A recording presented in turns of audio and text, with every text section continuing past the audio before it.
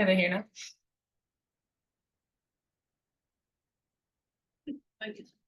So All right, so the clicker should work. okay. And I'll give them just a minute from CS if there's a chance I'm going to start the week somehow, but. We are here and we can hear you. You are here and you can hear us. Okay, awesome. Thank you. Sorry, I couldn't see you all. Yep. Somehow.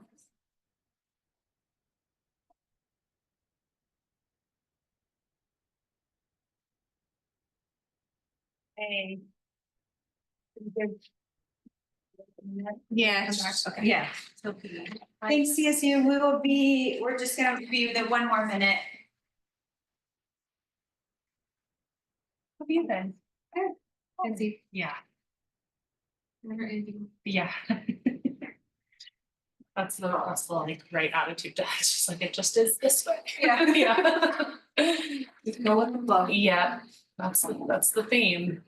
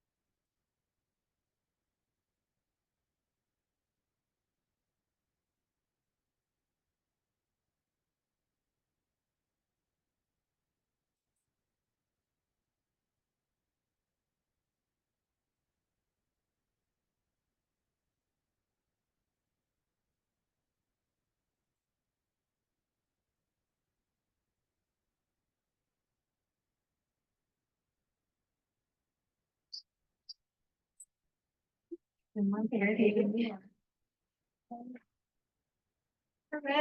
you ready?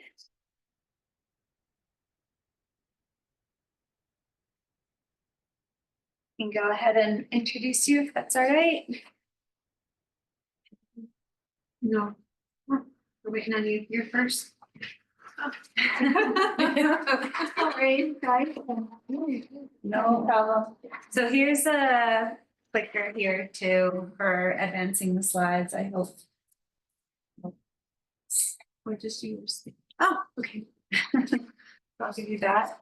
And I'll just introduce our speakers really quickly. So we are up on Zoom with Colorado State University's graduate seminar, and then our folks in the class. So our speakers today are Vice Chairman Lorelei Cloud and Councilwoman Vanessa Torres from the Southern Ute Indian Tribe. So both of them have been on the council for many years. Councilwoman Torres since 2020. She's also spent 11 years on working with tribal courts, judicial systems, among many other roles with the Southern Ute Tribe, and is also a hunter, fisher, traveler, and among many other things, and also a mother. Vice Chairman Cloud has served on the Southern Ute Indian Tribe Council since 2015, and also co-founded the Indigenous Women's Leadership Network, and was recently appointed to the Colorado Water Conservation Board as the first Indigenous member of that board, which is a tremendous step in the right direction and role and representation. She's also a major advocate for Ute language and culture. So very grateful to have both of you here today, and I'll turn it over to you. Thank you so much.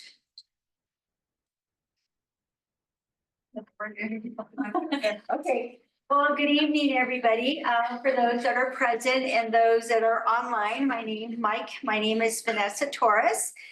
And I want to tell you a little bit about our history. So to begin, we have to step back and know about our history. To understand who we are today, we must understand what happened throughout the years and the impacts. As Utes, we're the oldest inhabitants to the area now that is state of Colorado. Ute translates to Ute, the people. The origin of the Ute name strongly attributed to the Spanish who called us Utah. The map on the right shows our traditional homelands and hunting grounds. As you can see, we covered 2/3 of the state and we expanded into New Mexico, Utah, Arizona, and further. There is a large concentration around the Rocky Mountains, which ties into the creation story, our creation story. I like to preface that the Ute people did not have a migration story. Our creator, Sunawev, has given the coyote a bag of sticks with specific instructions to carry these over the far hills to the valleys beyond. And that the bag must not be opened under any circumstances until they reach the sacred grounds. The coyote was young and curious. As soon as he was over the first hill, what did he do? He opened the bag. So inside were people who spoke different languages, and ran out of the bag in different directions as he opened the bag. Coyote had tried to catch the people, but he was unable to. However, inside the bag were few people left. He continued to the sacred grounds and placed the remaining people there. They were placed in the Rocky Mountains and are known as the Ute people.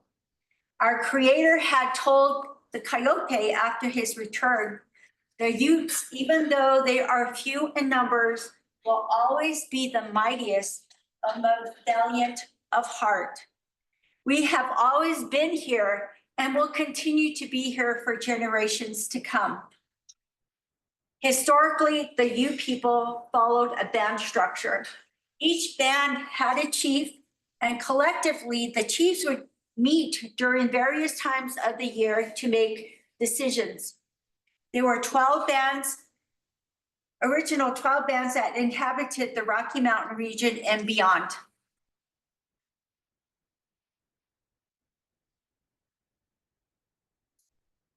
It is important to highlight, we do not believe in land or resource ownership. Natural resources are considered sacred and must be protected. My ancestors lived off the land and established the Ute Trail, which later became the Spanish Trail. The Ute people were traditionally nomadic before the introduction of the horses by the Spanish in the 16th century. We have always held a special consideration for the environment. Our ancestors traveled, they altered between hunting and gathering to allow the environmental and ecosystem time for regrowth. Conservation is fundamental to our identity as Ute people. And I just want to picture out this slideshow right here was one of our Ute chiefs, Chief Uray. So when he was reburied in Ignacio, these were his pallbearers. So that's an interesting thing to know about. We did not take more than what is needed, and the hunting, all parts of the animal harvested would be used out of respect for its life. Throughout the seasons, the bands would come together for hunting and ceremonies. One of the most known ceremonies is our bear dance, which we welcome the beginning of spring, and it's time for rejuvenation. This dance was given to us by the bear and is one of our oldest dances. It is also a social dance and interaction between the bands. And it is also a time that remember the ones who have passed. And we dance for our elders and those who can no longer dance.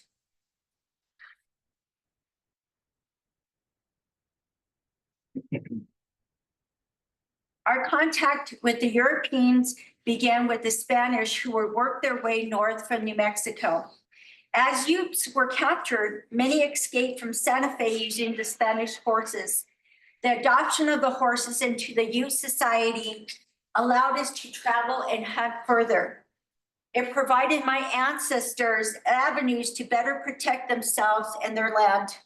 However, this dramatically changed in the 1800s as settlers began to expand west in search of land, gold, and silver. In 1868, as you see, our reservation is established with the Southern Utes pushed down towards New Mexico. The reservation encompassed nearly 15 million acres on the western slope. In 1873, the Brunot Treaty Agreement was passed and ceded 3.7 million of Ute land.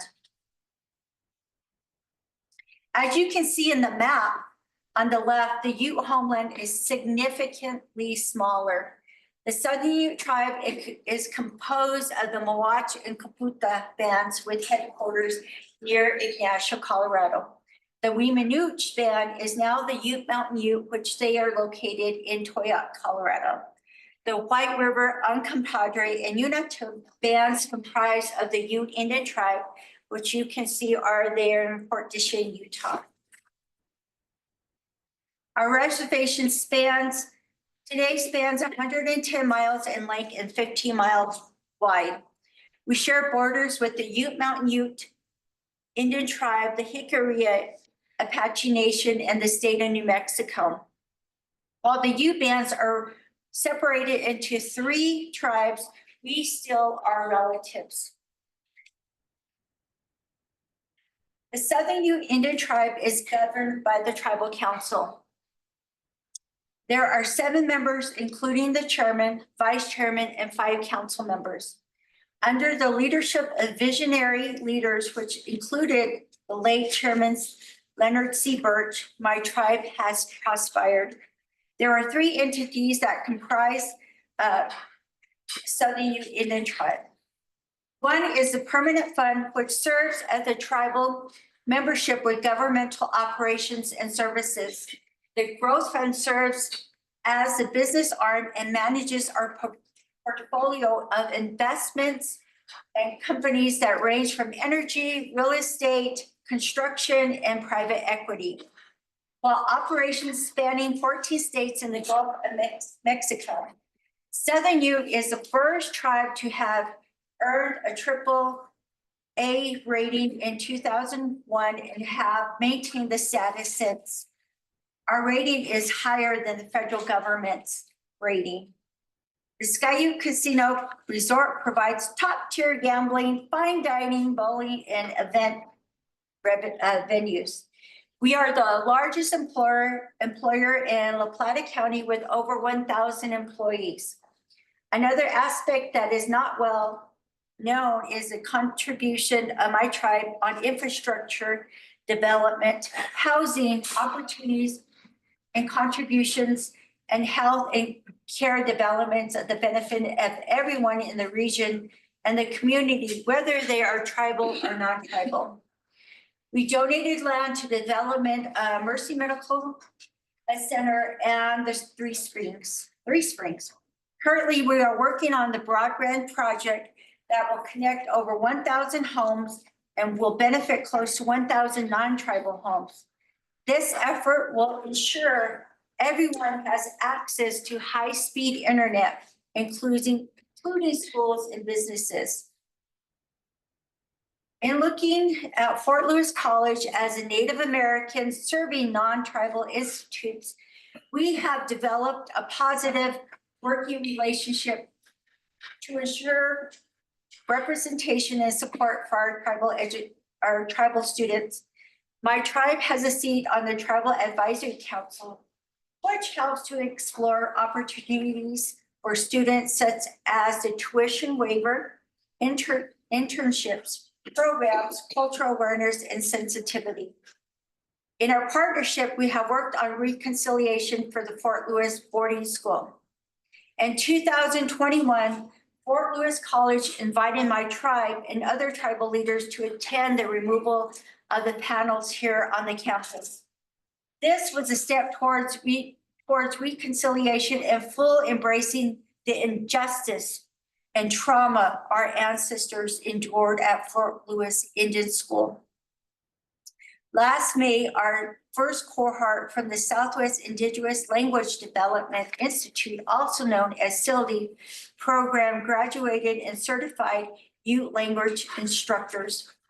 This program has ensured a path toward strengthening our fluency influences and revitalization of our youth language.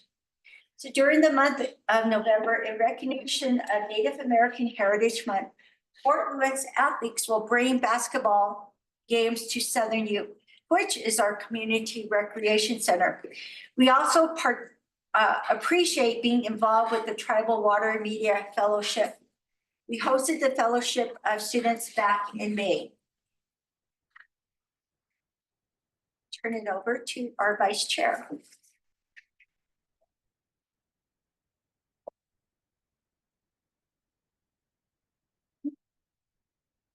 Again, thank you all for being here and listening to and learning about the Southern Ute people. We are no different than other tribes in the basin because we do have water challenges. Our tribe is extremely focused on water resources, and in my role, I am focused on protecting not just our water, but also our environment. But our water is mainly within the Colorado River Basin. And as you know, Colorado River Basin is a hot topic lately, and it probably will be until the interim guidelines are completed. So as you know, water is critical to life. It is the essence of life. Life comes from everything that water touches. And so this is why we are so diligent ensuring that we are in every single water conversation that there can possibly be. On my reservation, we have 7 rivers that flow through my reservation, which is very unique because most tribal reservations do not have this amount of water or this number of rivers that flow through our reservation. At a young age, we are taught that we should always respect water. We pray for water, and water is used in all of our ceremonies.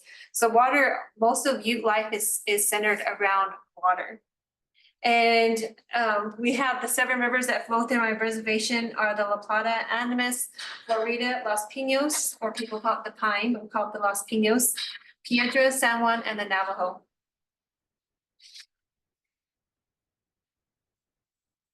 But this is what my rivers normally look like. Drought doesn't end at the reservation line.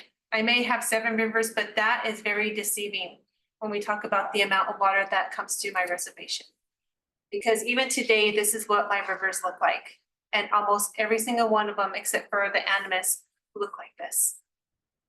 And so when we talk about the low flows when they're rivers, and because of the recent drought, I guess it's not a recent, the drought we've had for almost 27 years now, I don't think our conditions are going to get any better. They will continue to be this way until we can find a way to save all of our environment. So this picture of the rivers that flow through my reservation, this image is something that we think about when we pray for our water.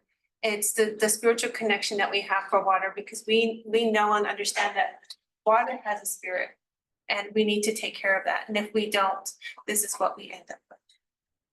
And so we work tirelessly to make sure that we're, again, in all those conversations.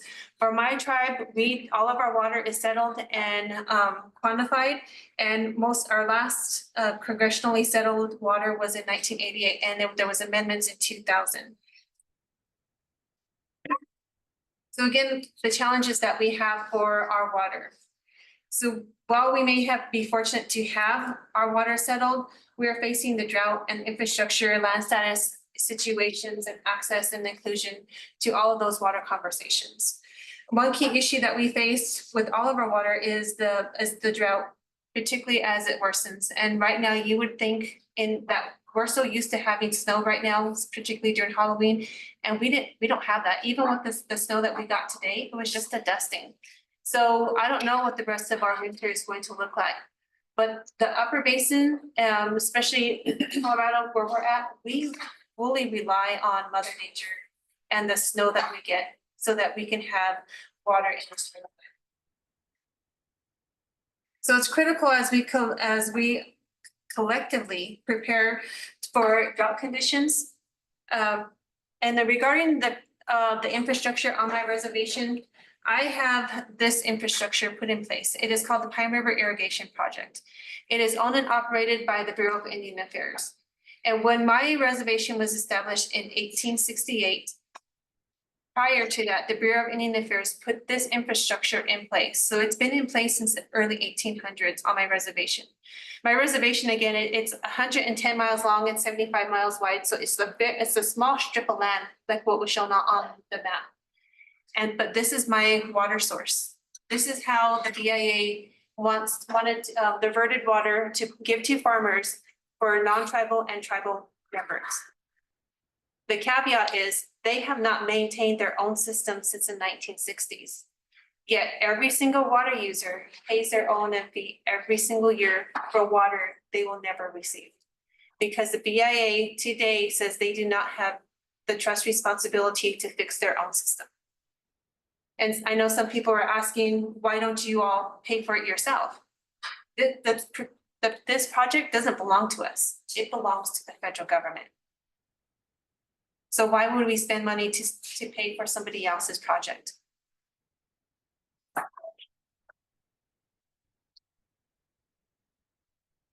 There's about 400 tribal and non-tribal farmers and ranchers that depend on this. Again, they pay the O&M fees. And you would think if the roles were reversed, if we owed the federal government money, that they would definitely come after us for it. But that's not the case. They are truly acting like their hands are off on this project. They put it in place, but even though they say they own and operate it, they turn around and say that they're not responsible for it. Also on my reservation, because it was opened up to the settlement, I have different land statuses that also complicate water delivery systems. We have tribal trust, tribal assignments, we have tribal allotment. I have 2 counties, I have a national monument, I have private land, I have county land, I have state land, all within my little section of Colorado. So historically, tribes have not been included in policymaking, and we have fought tirelessly for inclusion, and we're finally starting to get it. But in 1868, my tribe signed a treaty with the United States, which established my reservation. And so because of the Winters Doctrine, basically says that when reservations were established, it was implied for them to have water to sustain life. So with that, our water rights go back to the date of the establishment of our reservation, which is 1868. So my reservation, my tribe, along with the Ute Mountain Ute tribe, have one of the most senior water rights in the entire basin. And that's important as we talk about water and water policy, because tribes right now do not have a formal process to be included in any type of a water management or the decision making within the Colorado River Basin today. When the 1922 compact was signed and negotiated, they did not think that tribes and tribal members, indigenous people were going to be existing in 2024. And so these laws and regulations were put into place to benefit everybody else except for the tribes and the indigenous populations.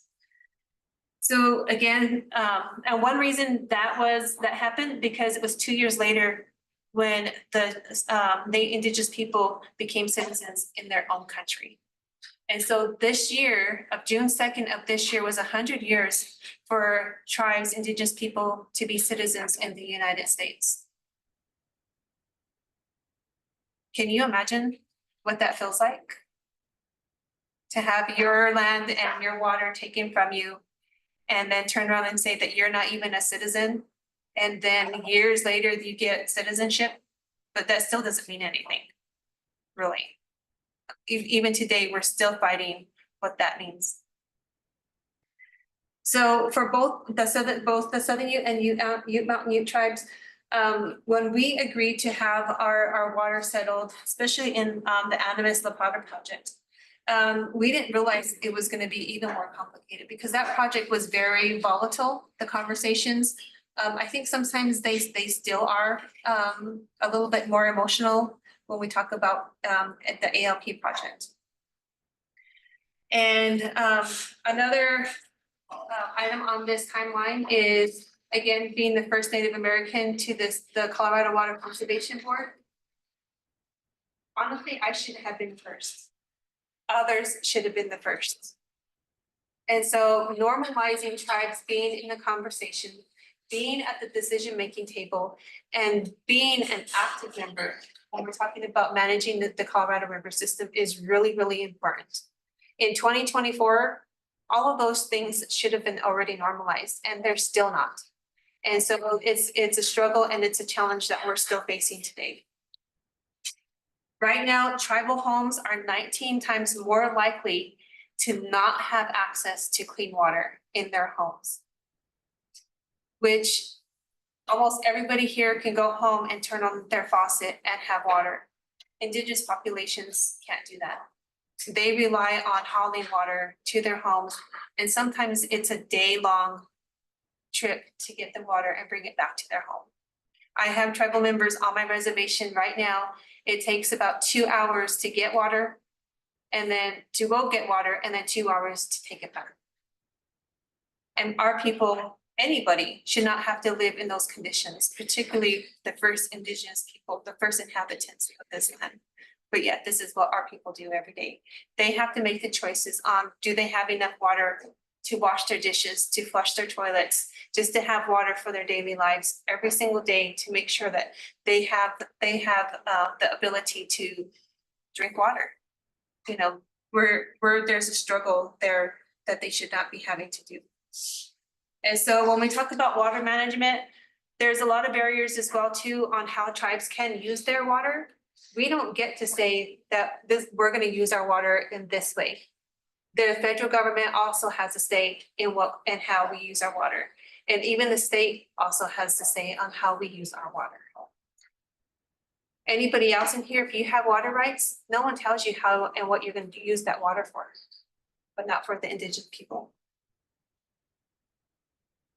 So the Colorado River is very critical to my tribe and to our sister tribes. Again, my tribe, my reservation lies within the San Juan River Basin. And all the water that flows through my reservation flows back down into the San Juan, back into Lake Powell and into Lake Mead. And so on this photo, on this slide, you can see the two different basins, the upper basin and the lower basin. And the picture down here, this is the difference in 1 year. The flows in the Colorado River. So 1 year of water shortage makes a really big difference. So I don't know how much you know about the Colorado River, but I'll give you a quick lesson. So the upper basin is made up of the 4 states. We have Colorado, Utah, Arizona, Colorado, Utah, Wyoming, and New Mexico. The lower basin is Arizona, Nevada, and California. So 4 states in the upper basin, 3 states in the lower basin.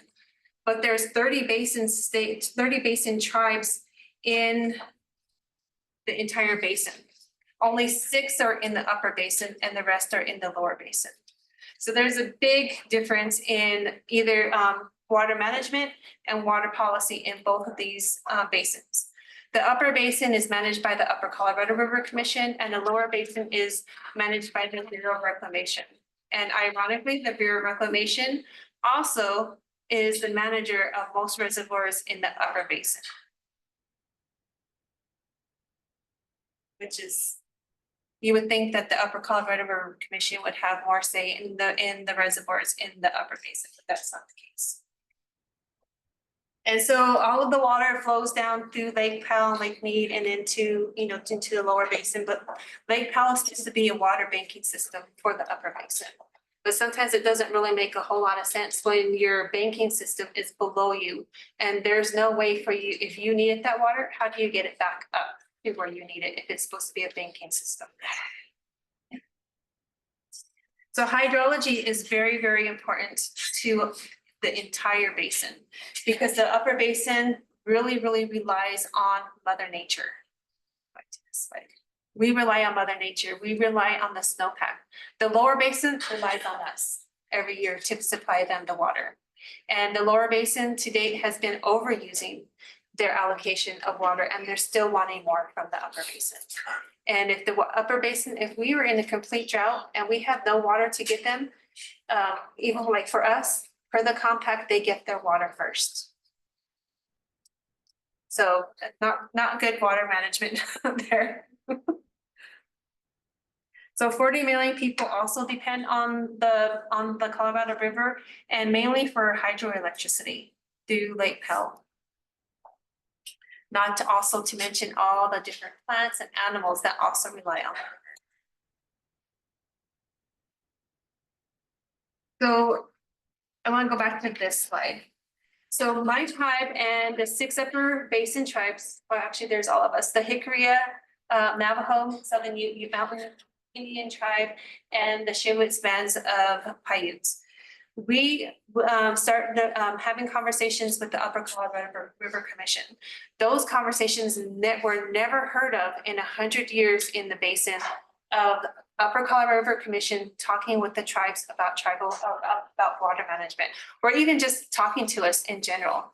And so 2 years ago, Southern Ute Tribe hosted the first meeting for this gathering. And what we wanted to accomplish was to have a consensus of what the management of the river looked like in the upper basin. And there was a lot of hard conversations that had happened because, again, these conversations never happened before. There was never a convergence of the tribes, sovereign nations talking to the states in the upper basin. You have to also remember sovereign nations, our laws and regulations trump state laws. We are right up there with the federal government because we're a sovereign nation. But these conversations had never happened before until 2 years ago. And during that time, because there was a lot of challenges with tribal water and with the state officials, the tribes in those meetings, they didn't hold back on the Upper Colorado River Commission appointees because there were so many different challenges, and they made sure that they said told them all of the different challenges that they were having. And I have to tell you that the states actually, they took a good hit. But because of that, we built a really, really good relationship with each one of them. And then it gave us an opportunity for, in April of this year, less than 2 years of us meeting, we came up and we signed an MOU, a memorandum of understanding, saying that we were going to work together as a collective in the Upper Colorado River, or in the upper basin. And that it didn't matter who was sitting in any one of our seats, that those conversations has to keep going. Because we know, like with tribal officials, if we're not in the capacity as an official, somebody else steps in and they say, oh, well, we're not gonna do that anymore. Then those conversations don't happen anymore. And it could flip in a second. So having that MOU in place really says that if, say, Becky Mitchell is no longer the commissioner, and that next commissioner also says, well, we're not gonna talk to the tribes anymore. That's not gonna happen because of that MOU we put in place. Because those conversations are very critical in what happens in the upper basin.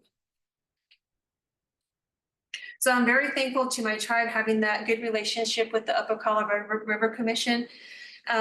Some of those conversations and that MOU have been put to test in the past couple of months because we have a couple of different challenges that have come up with the interim guidelines for the post-2026 interim guidelines and development of it.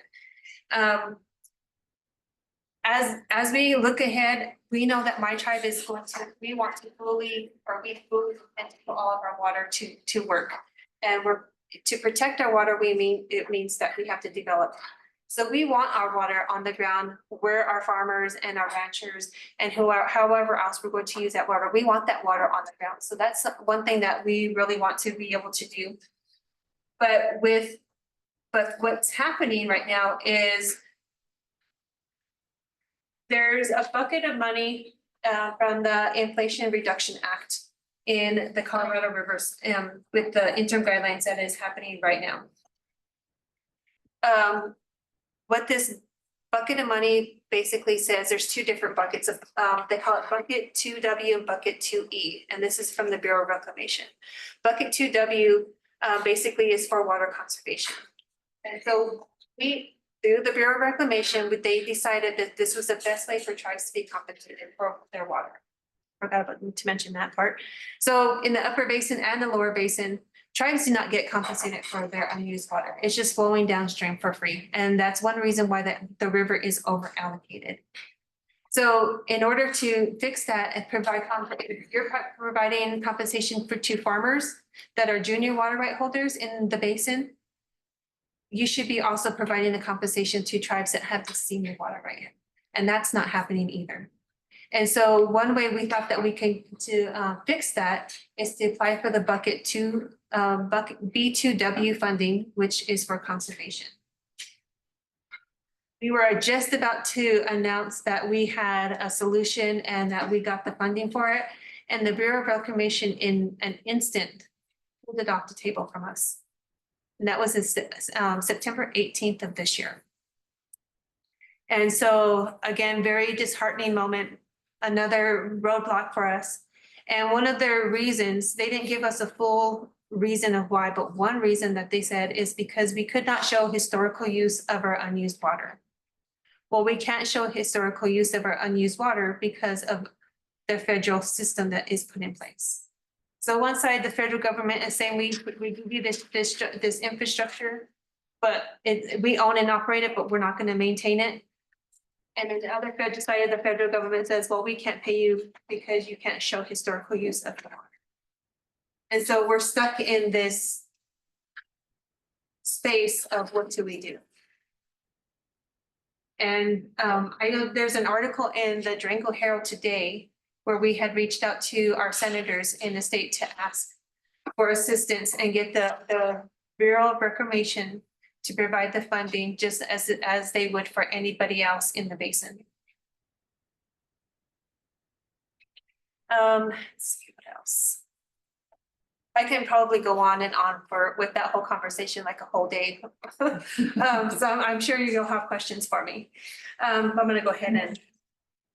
So these are some of the organizations that we work with. Again, the 10 Tribes Partnership, Councilwoman Torres is our lead person for that.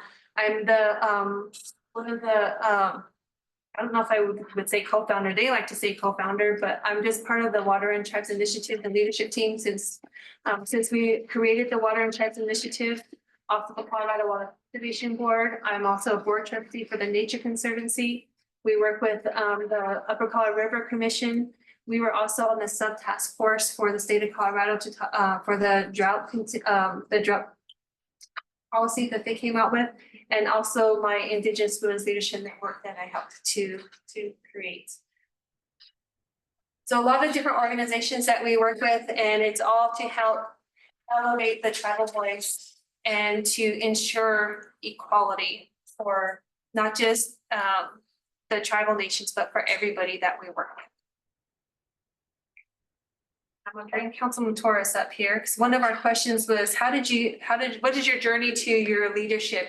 Why did you run? And for me, I ran because I saw a lot of problems that my people were having. And at the time I was working for a red willow production company, one of our oil and gas organizations. And I figured that if I knew about these problems and I wasn't willing to stand up for it, then I was part of the problem. And I didn't want to be part of the problem. So I even tried to talk myself out of even running, thinking, well, if there's not a parking spot in the parking lot, then that just means that I'm not going to run. That creator says, well, not this time or whatever.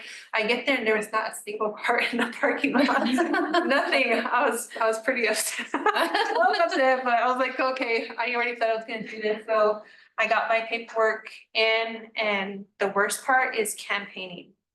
I don't like talking about myself, and it's even today running for my 4th term, I still don't like to campaign. I don't like talking about myself, like trying to sell myself. It's not like who I am. I'd rather be the person who like behind the scenes, but they keep getting thrown into the front. But that's kind of where I've been. My first year on tribal council, I became the vice chairman for the tribe. That's also something I wasn't expecting to do, but whole other story there. But one of our current chairman at the time, he was our lead person for the 10 Tribes Partnership. And he asked me to go to a meeting with him because he said, I'm not really running, so somebody else needs to take over. So I went with him. I went to 2 meetings. Went to the last meeting of the year and they tell me, well, he's not rerunning and you all are supposed to take over for the chairmanship for the partnership. And do you want to take this on? And I was like, oh. And then everybody's like, no, just do it, you'll be fine. So within my first year on tribal council, I became the chairman of the 10 Tribes Partnership as well too. And during that time is when we got the tribal water study completed. And so that kind of started my journey in water and learning about everything that was going on. It was even the tribal water study, that was a whole challenge because in 2012, the Bureau of Reclamation created a water study, but never once included the tribes, but they included our water. So when we found out about it in 2014, 2 years later, we demanded they do another water study just on tribal water because we knew that we had a large amount of water in the basin. And that was a struggle to get that completed. So we finally got it completed in 2019. And that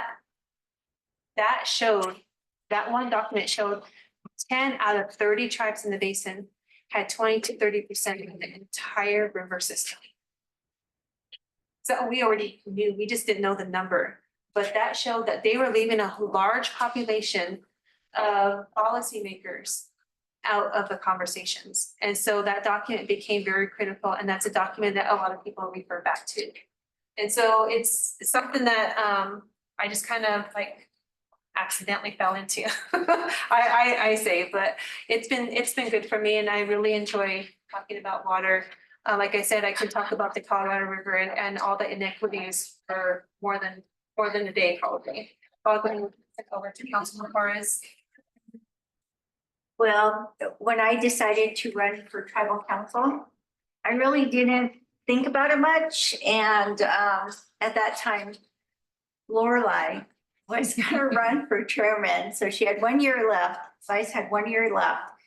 So we kind of toyed around with it. And finally I decided, and we were like, ready? And it happened. So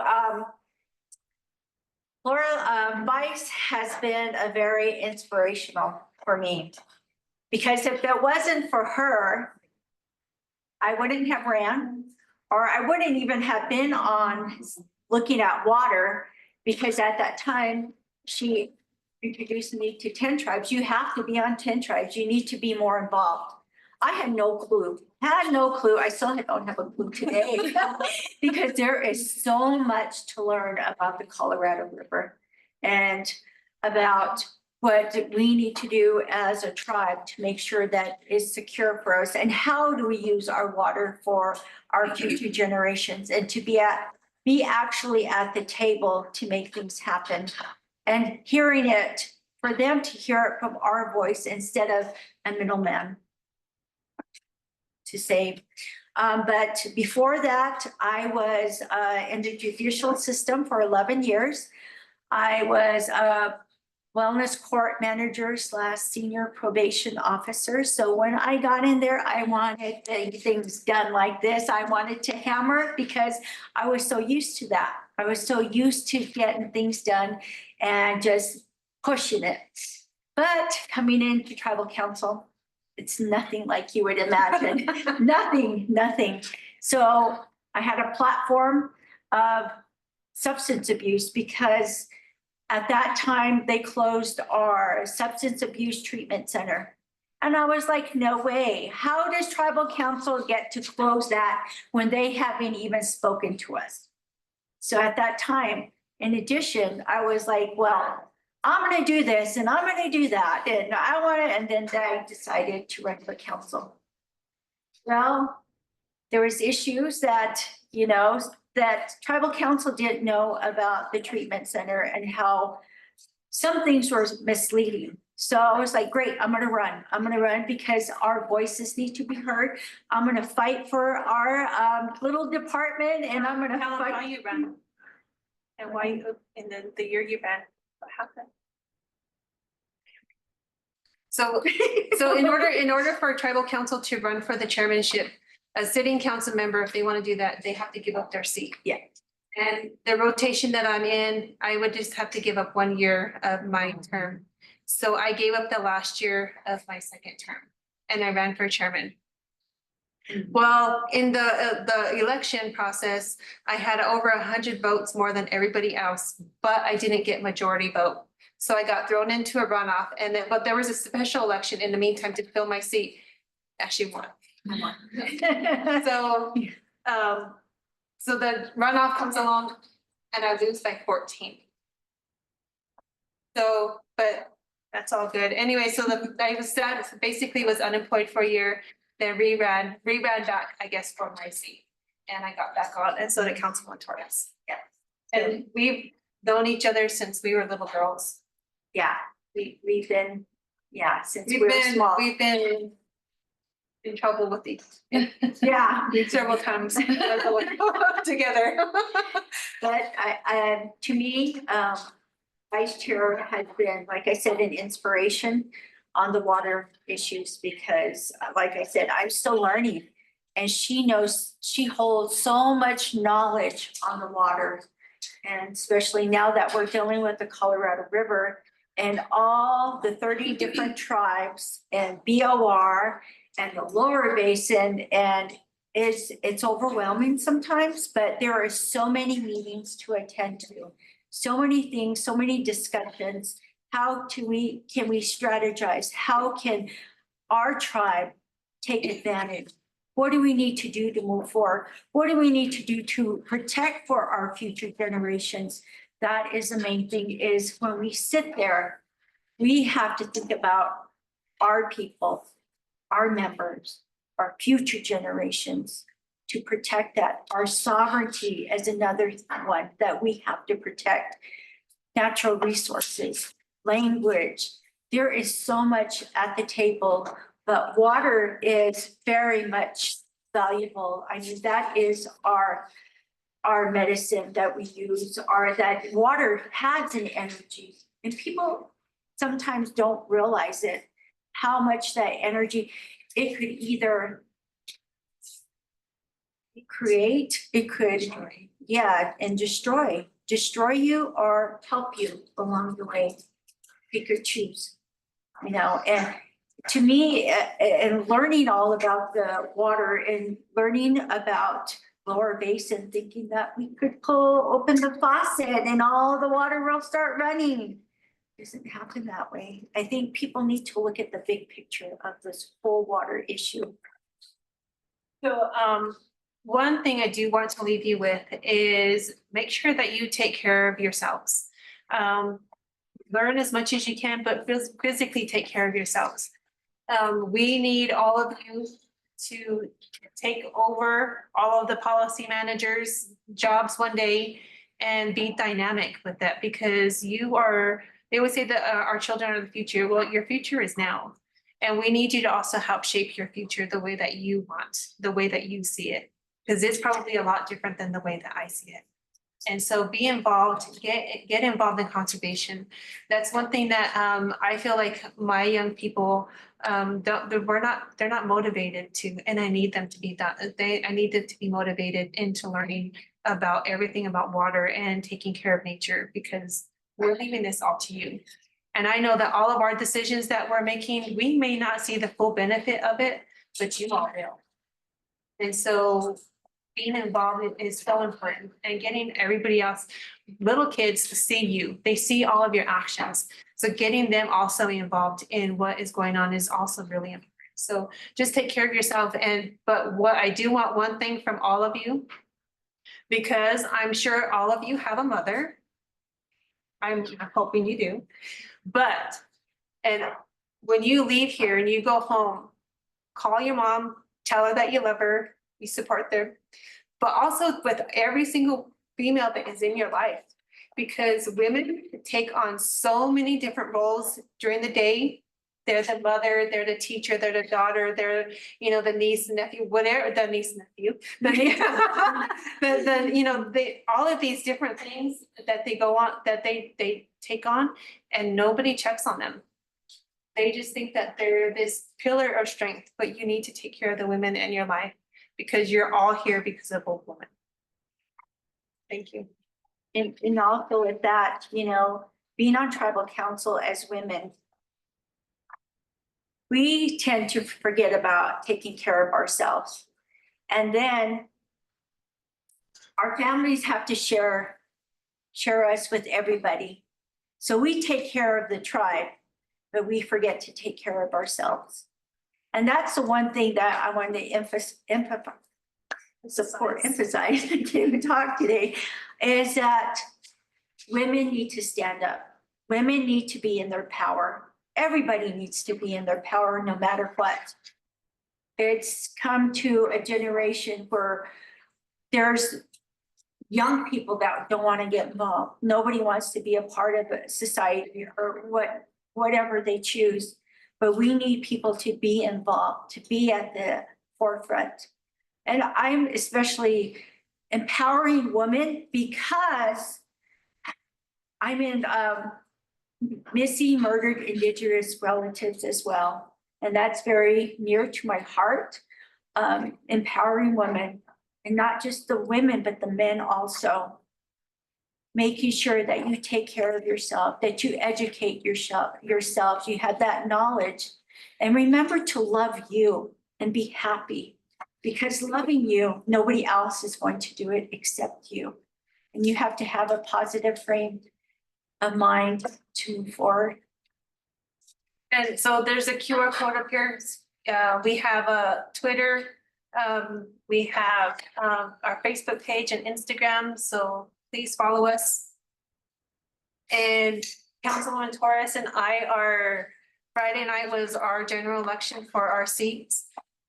Nobody made majority, so we're both in a run out. And it's for 2 council seats, so we're still in election mode right now. And any questions?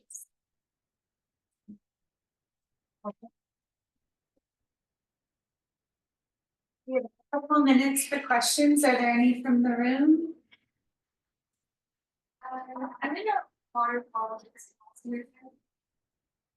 Well, like my horse and like, once you get infrastructure, huge road to like pay to get the water and it's just like, there's gonna be. Good question. Yeah, so right now with Lake Night Horse, they have, it's called the first use clause. And so if we take out the first drop of water, like for Southern Ute, so Southern Ute and Ute Mountain both have the same amount of water, but they're both separate. Either one of us, if we take the 1 drop of water out of there, it triggers that O&M fee, and that's $600,000 per year. Pretty expensive water when you think about it. And so that's what we're actually talking about right now with the Bureau of Reclamation. And we've asked once with Interior Secretary if they would, if she would waive that fee, and the answer was no. So whatever we decide to use that water for, which can only be used for municipal and industrial, there, in order for the project to be built, we had to give up the irrigation component of that system, which was the most needed part of that water infrastructure. But we had to give that up. So whatever project we decide to use that for has to be financially viable to pay for that O&M fee.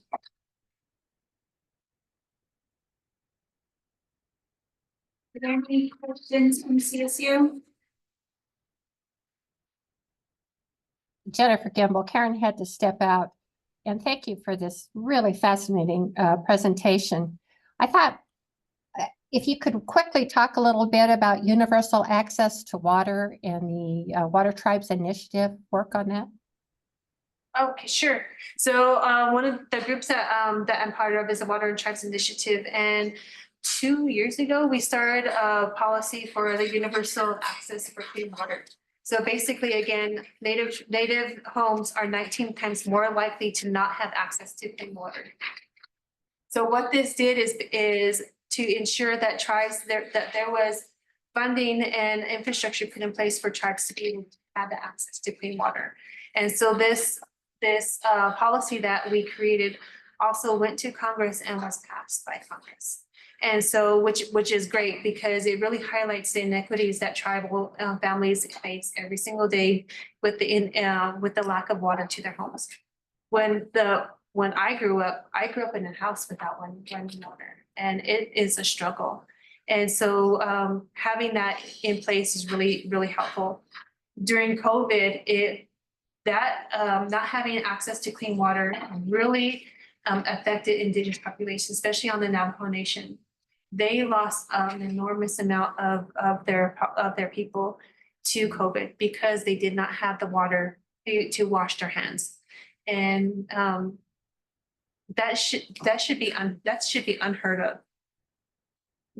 Those people should have never had to lose their lives because they didn't have the access to clean water, especially during COVID. And the washing your hands for 20 seconds when you don't have water, that's a long time to let water run. And so having the access to clean water was and Congress passing it was huge for us. Questions from you? Not, I have one. Do you have any advice for anybody who might consider someday representing their local community or their tribe in a tribal council or another government way, getting into that type of role? Yeah, I would say get involved. The more involved and the more awareness you bring to others is a very crucial part. So really do get involved and be a part of the community. Go to every water meeting or whatever it is, your platform, get involved because nobody's going to hear you unless you speak up. I also think don't be afraid to lose. I mean, I know that it gets kind of emotional sometimes, but you have to try. If you don't try, you might regret not being there because you never know. Like me, I didn't know. I thought, well, nobody knows me because I was kind of invisible in the community, and I won by a landslide, which was, I was surprised. So try. You have got to try. Put yourself out there because you could eventually be the person that changes. And it changes whatever your policies or whatever it is you may be, but you may be the nexus for that. And it's actually a pretty good feeling when you know that what you're doing is changing things for the positive. So just get out there and try it. Any other questions online?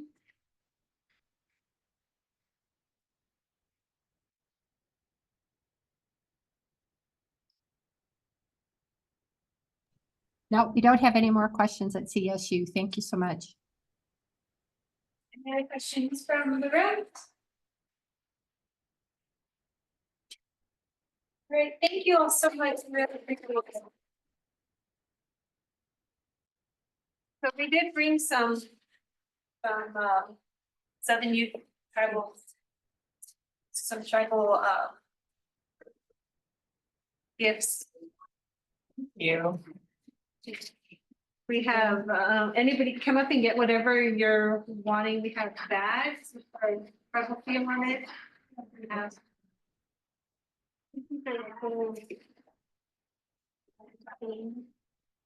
Thank you. Welcome.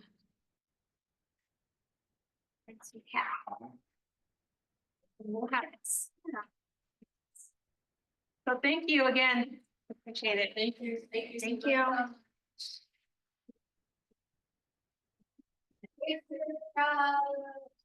Make sure you get your ballots in wherever you're. Killing it off like crazy. Oh my It's so God. satisfying. To the concert hall where you can drop your ballots. You have to do it by tomorrow.